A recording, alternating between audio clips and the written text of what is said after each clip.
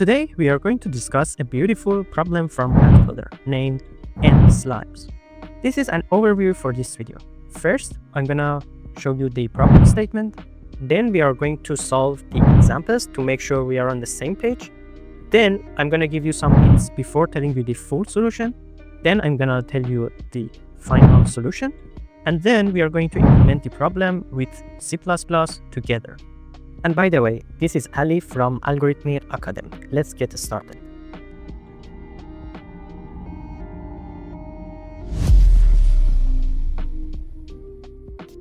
Here is the problem statement. I don't recommend to use the Atcoder website to read the problem statement because the URL of the problem contains the tag for the solution. So the solution is going to get spoiled for you. But you can read the problem here. And please pause the video and read the problem statement very carefully. Then I'm going to give you a brief explanation about the statement to make sure we have the right version of the problem. Okay, now that you are back, I'm going to change the wordings of the problem to make it more simple to understand. So let's continue with an example. We have n numbers, like here where n is 4, we have 4 numbers. We are going to combine all of them into one single element. And what is the combination operation? Simply, in each operation, you can merge two elements, two adjacent elements together to create another big element. So in each operation, you are reducing the number of elements by 1. Okay. And the new element, the value of the new element would be x plus y, where x and y are the elements that are getting combined. Okay, for example, here, let me show you a valid combining operation. For example, we can combine the first two elements and their summation is 30, and the other elements are going to remain as they were. Okay, so this was just step 1. In step 2, we can combine or merge two other elements. For example, we can merge these two. So we would have something like this. And then we have only one choice, and that is combine 30 and 70. And the final element would be 100. Okay, this was the operation. What is the cost of an operation? The cost of an operation would be, if you are merging x and y, the cost of this operation would be x plus y, the same as the new value that you are going to have in your array. Okay, so for our operations, we first combined 10 and 20, so cost of this operation was 30. Then we combine these two, and cost of this operation would be 70. And then we combined these two, and cost of this operation would be 100. Okay, the cost of total combinations is going to be 200, which is not efficient because the problem asks for minimum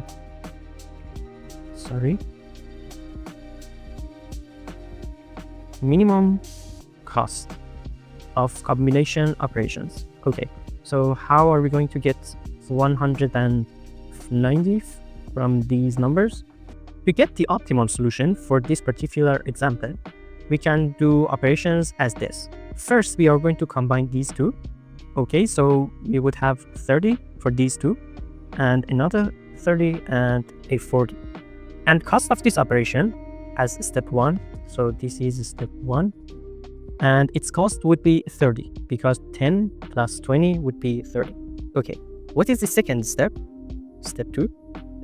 In step 2, we can combine the first two elements, and the new element would be 60, and the cost of this operation would be again 60.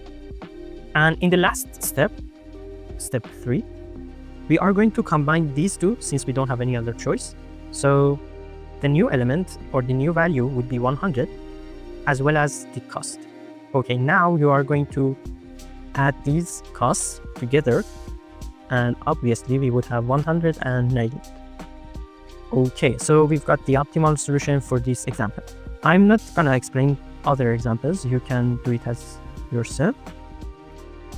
And okay, now please pause the video and think of the problem at least 1 hour. Then I'm going to give you some hints. Then we are going to discuss about the final solution. Hint number 1. Look at the last operation.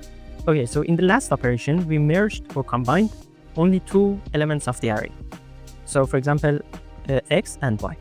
But this x and this y represents some elements of the array.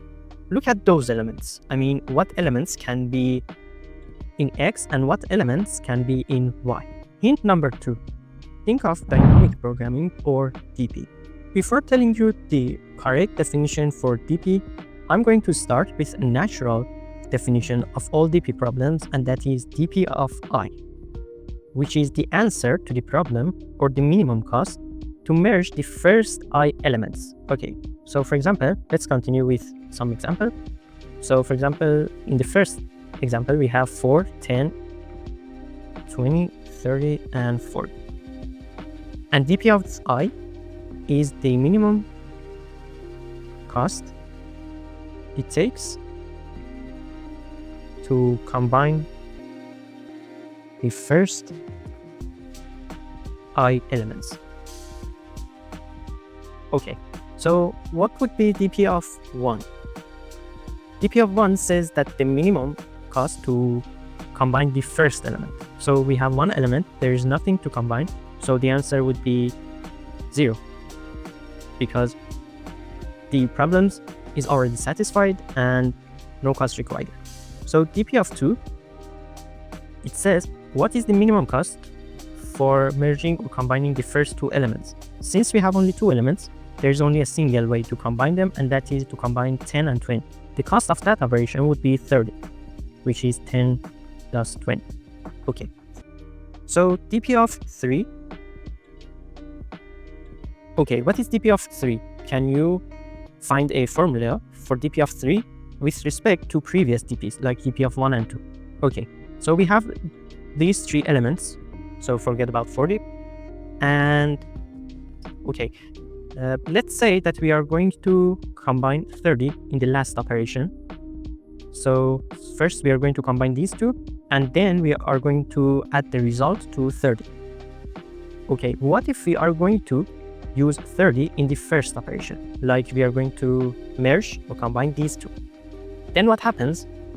Our new array would be 10 and 50.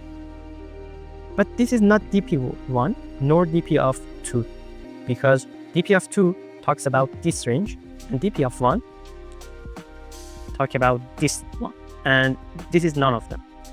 So it seems that DP of this DP definition does not work. Okay, so what is the right definition? If you investigate some DP definitions, you will see there is some range nature in this DP. So for example, here in DP of I, let's continue with the previous DP definition, which was DP of I.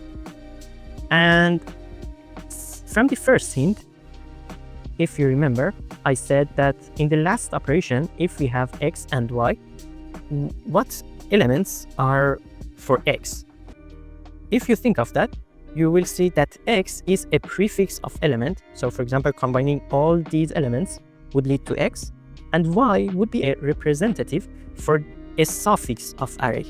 So you will see there is a range here, which is not necessarily prefix, because y is somehow a suffix. So if we talk about ranges, then we could cover every range, like suffixes and prefixes. Okay, so what is the right definition for this problem? Instead of DP of I, we are going to continue with DP of L and R. And what does it mean? It says what is the minimum cost to combine elements from L to R, and both inclusive. Okay, let's calculate the values of our new DP definition for the first example. So here's the first example. Remember that in this definition, L and R are zero-based index. So here, DP of 0 and 2, it means that what is the minimum cost to combine these three these three elements? And I think it would be 60.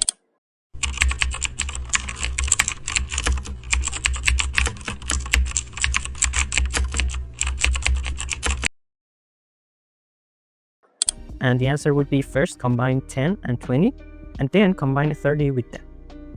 Okay, so I'm not gonna cover all the ranges because it's going to get too long, but rather I'm gonna choose some random ranges.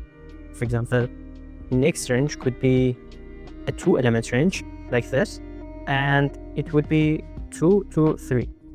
So dpx 2 to 3 means what is the minimum cost to combine these two elements, and we know that it's obviously is 7. And let's also have a 1-element dp, and that would be 1 and 1. dp of 1 and 1 means what is the minimum cost to combine this range, and this range contains only 1 element, so the answer would be obviously 20. Okay, now pause the video and think of how can this definition could find the final answer to our problem. In other words, what is some dp that is equivalent to the answer to problem for any array? Okay, so as you might find it out, the answer of our problem would be dp of 0 and n-1, because what does it mean? dp of 0 and n-1 means what is the minimum cost to combine the elements from 0 to n-1, which is the last element, and that is exactly the array in the input. So this would be our final answer. Okay, the next step for every dp problem is to find some basic steps. So again, pause the video and think of what are the basic steps that we can calculate them easily. As you might find out, our basic steps are dp of I and I. dp's of I and I, all of them contains only 1 element, so their answer would be AI. Their answer would be 0, because when you have only 1 element, you already have combined version of your elements, so there's no operation you need to do, so the answer would be 0. Also, these dp's are very simple to compute, because these dp's corresponds to 2 elements ranges, and when you have 2 elements like AI and AI plus 1, the answer to combine them is simply AI plus AI plus 1. But there's no need to actually have these dp's as basic steps, because these are sufficient, but I just said that to make sure you understood the dp correctly. Okay, here is the hardest part, and that is to find a recursive relation for our dp states. In other words, how are we going to compute dp of L and I with respect to previous dp values? And by previous, I mean previously computed dp values. Okay, so let's just focus on range L and R, because that's what this dp asks for. Okay, use hint 1, and in hint 1 you realize that the final operation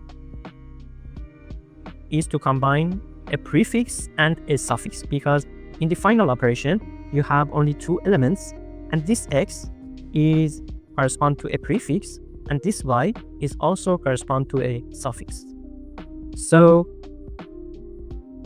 if you cut off this range into 2 individual ranges with no intersection like this, so you can first combine all of them, then you can combine this prefix. Okay, and after that, if you combine this suffix, you will get some elements like y. If you combine this prefix, you will get some element like x, and in the final operation you are going to combine only these 2 elements. So we can just run a for loop on this dividing line, and okay, and after we divided these elements into 2 parts, then we know that the value of x would be sum of this prefix, the value of y would be sum of this suffix, so the cost of the final operation would be x plus y. Cost of last operation. But what is the cost of previous operations? Okay, so previously we combined these elements to get x. What are these elements? Let's call this one k, so this is index k and this is index k plus 1. What is the cost of merging or combining these prefixes? Pause the video and think of the answer. Okay, it would be dp of L and K, because you just combined this prefix, and this prefix is independent from this suffix. So it seems that you have only these elements, which are dp of L and K. And what is the cost of combining this suffix? It would be dp of K plus 1 and R, because again, you have this suffix. It is independent from the prefix, so you can only focus on this suffix, which is from index K plus 1 to R. Okay, so the total cost would be cost of this prefix plus cost of this suffix plus the cost of the last operation. Okay, let's wrap up. So dp of L and R would be minimum over K. So let me do this. Minimum over K. dp of L and K plus dp of K plus 1 and R plus sum of range from L to K, which was X, plus sum of range from K plus 1 to R, which was Y in our explanations. Okay, so what is the range of K? I mean, what case should we do this minimization overall? So you can see that the range of K varies from L to less than R. So it cannot include R, because if K is going to be R, it means, so if K is equal to this, it means that we are referring to dp of L and R itself, but we haven't the value of dp of L and R yet. So we cannot actually have dp of L and R here, because it's going to be a loop. Because in calculating dp of L and R, you are using dp of L and R itself. Okay, but if K is in this range, you can see that dp of L and K and dp of K plus 1 and R, both of them has a smaller range from dp of L and R. Okay, so if you haven't solved any two-range or range dp problems, you might question in what order are we going to compute these dp's. Okay, let's say that this is our initial array, a10, an minus 1, an. In the first phase, you should compute all dp's of length 1, and these are actually basis steps. So length 1 in the first phase.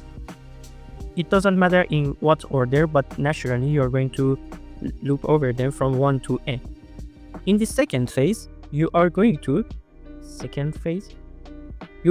compute all dp states of length 2, or all ranges of length 2. And in the last phase, you are going to compute all dp's of length n, and the only dp of length n is the whole array. So the only dp would be dp of 1 and n.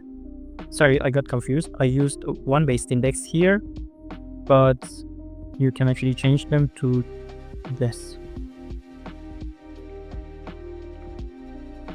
So this is our array, and this is the last dp state we are going to compute in our algorithm. Okay, the last thing remains is to analyze the time complexity of our algorithm. Okay, so totally we have actually for dp of L and R, for this dimension we have n possible indices as for this one. So totally we have n squared dp states. Actually, if we want to be more precise, it would be somehow n squared divided by 2, because for each range we have that n should be less than or equal to R. So only about, not exactly, so about half of the ranges are only valid and we care about them. Okay, but it is in O of n squared. And for each dp state, we used a for loop on k, if you remember, and we have only n possible k's. So because k were from n to r minus 1, so we have about n k's, n possible k's. So the total time complexity would be n squared. And in this case, in the case of our problem, n is from 2 to 400, which is okay, because 400 to 3 would be something like this. And it would be something like this, which is less than 1 second in C++. Okay, so now that we have everything needed, let's dive into the implementation.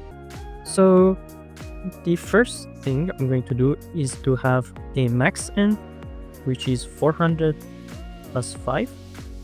And then I'm going to define a DP array, a 2-dimension DP array, and both dimensions are in size of max n. And we need an n also, which is the number of elements. We need another array, which is our input.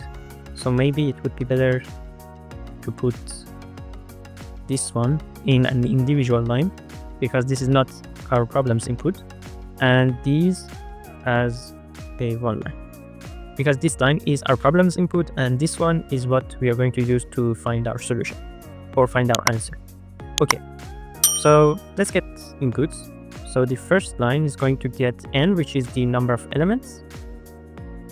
And after that, we are going to input our array. So as we discussed, basis steps are the DPs of I, and their cost would be 0 because a single element is already combined, so there's no operation needed. Okay, now we should compute other DP states. So this is how I'm going to implement a range DP problem. So our first for loop should be on length of our ranges. So len is from 2 because ranges of length 1 are basis steps. So it should start from 2 and it should end at n, because the last DP state, which is our solution, is DP of 0 and n minus 1. And its length is n. So this should be less than or equal. And the next for loop is on a starting point of our range. And the starting point should start from 0 and ends at n minus len l plus plus. This might not be true. We are going to validate it soon. And this is how. Since we have len and starting point, we can extract r, or endpoint of our range, and that would be l plus len minus 1. So if we apply l to be equal to n minus len, then what is the value of r?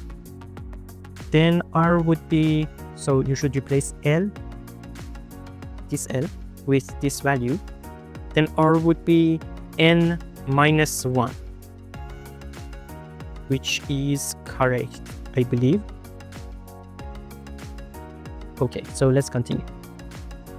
Because the last r should be n minus 1, and here, if you are going to apply maximum l, which is n minus len, then r would be n minus 1, so it is correct. Then we are going to apply our for loop on k, and if you remember, k was from l to less than r and k plus plus.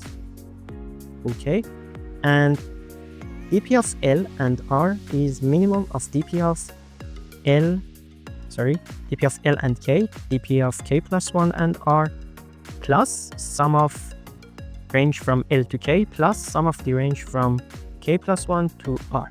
Okay, and there are two things here. The first one is that we should initialize all DPs to have infinite values, because we are applying minimum, and currently they are all 0. So the final answer would be 0. Okay, so let's have a for loop here.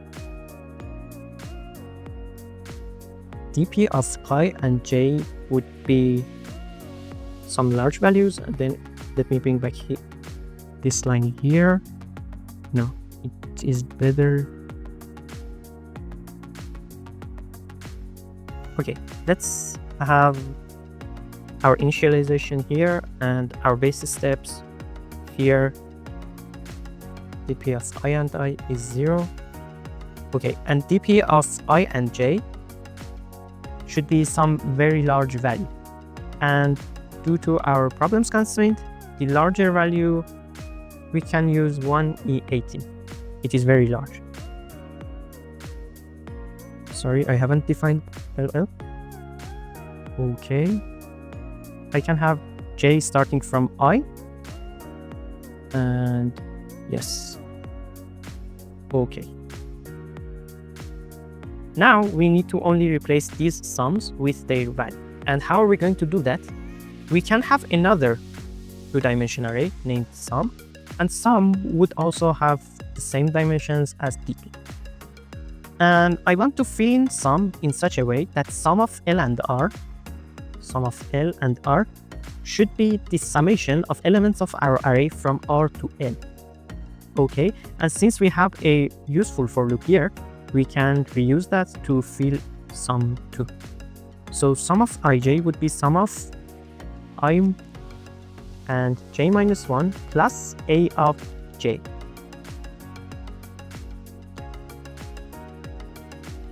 And since all sums are initially 0 because they are defined before the main function, then when we are computing sum of, when j is actually equal to I, what happens? Sum of I and I would be sum of I and I minus 1 plus a of I. So it could be true because sum of I and I minus 1 is 0. And sum of I and I would be a of I, which is correct. But here's the problem. Sum of I and I minus 1 might not be defined when I is 0. So when I is 0, we will have runtime error. So we need to fix that. We can do this, for example. We can start j from I plus 1, and we can do this. Sum of I and I is ai. And also we need to have dp of I and I to be this value. And now we don't have any overflow because when I is 0, sum of I and I is filled here and it is okay. And dp of I and I is some very large number. And I think everything is okay now.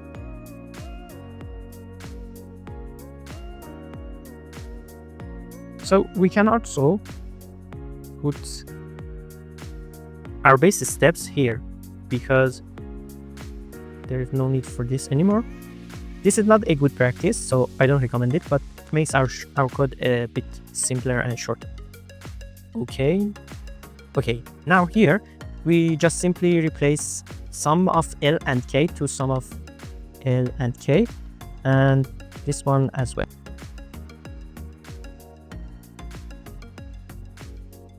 I think we have a problem for having long longs and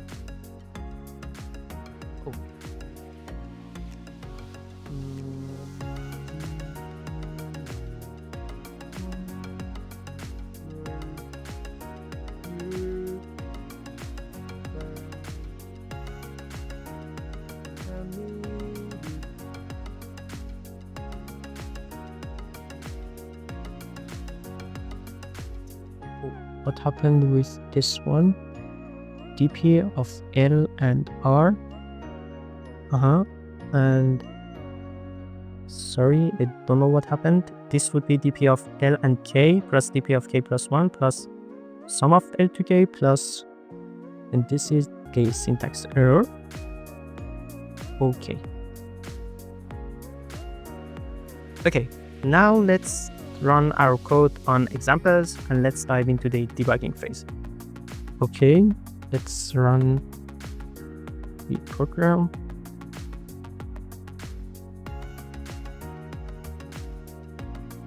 Okay, it seems that our code runs correctly on example 1.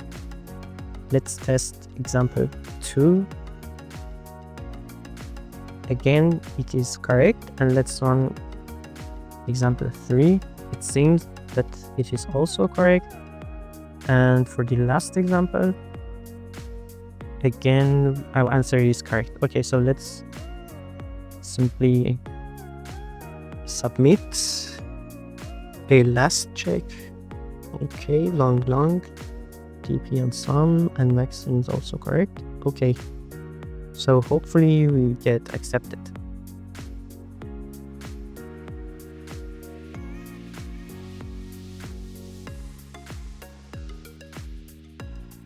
Okay, as you can see here, we've got accepted. If you're still here, please like the video, subscribe, and ring the bell to not miss our future videos.